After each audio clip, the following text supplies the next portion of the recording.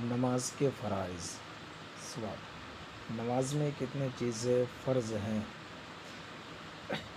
نماز میں 6 چیزیں فرض ہیں: قیام، قرات، رکوع، سجدہ، قاعدہ آخرہ، خروج بسنعی۔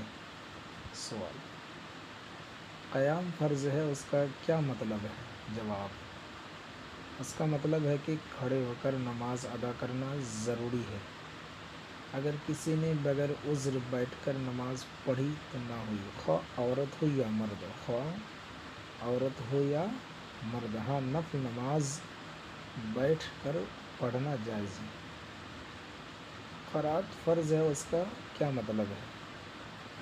اس کا مطلب یہ ہے کہ فرض کی 2 رکعت میں اور وتر نفل کی ہر رکعت میں قرآن شریف پڑھنا ضروری ہے۔ اگر کسی نے ان میں قرآن شریف نہ پڑھا تو نماز نہ ہوگی۔ قرآن شریف آہستہ پڑھنے کا ادنیٰ درجہ کیا ہے؟ آہستہ پڑھنے کا ادنیٰ درجہ یہ ہے کہ خود سنے، اگر اس قدر آہستہ پڑھا کہ خود نہ سنا تو نماز نہ ہوگی۔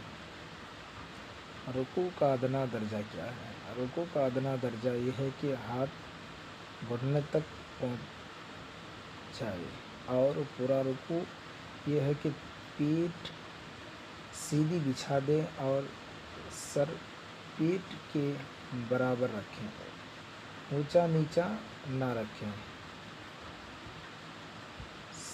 سجدے کی حقیقت کیا ہے؟ جواب: پیشانی زمین پر جمنا سجدے کی حقیقت ہے، اور پاؤں کی ایک انگلی کا پیٹ زمین سے لگنا شرط ہے، یعنی کم از کم پاؤں کی ایک انگلی کو موڑ کر قبلہ رخ کرنا ضروری ہے۔ آج عموماً اکثر یہ دیکھا جا رہا ہے کہ لوگ نماز پڑھتے وقت پیر اٹھا لیتے ہیں۔ اگر کسی نے اس طرح سجدہ کیا کہ دونوں پاؤں زمین سے اٹھے رہے تو نماز نہ ہوگی، بلکہ صرف انگلی کی نوک زمین سے لگی جب بھی نماز نہ ہوئی۔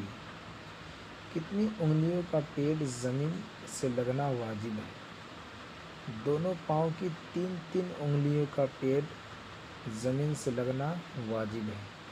قاعدہ آخرہ کا کیا مطلب ہے؟ نماز کی رکعتیں پوری کرنے کے بعد اتحیات اور رسول تک پڑھنے کی مقدار بیٹھنا فرض ہے۔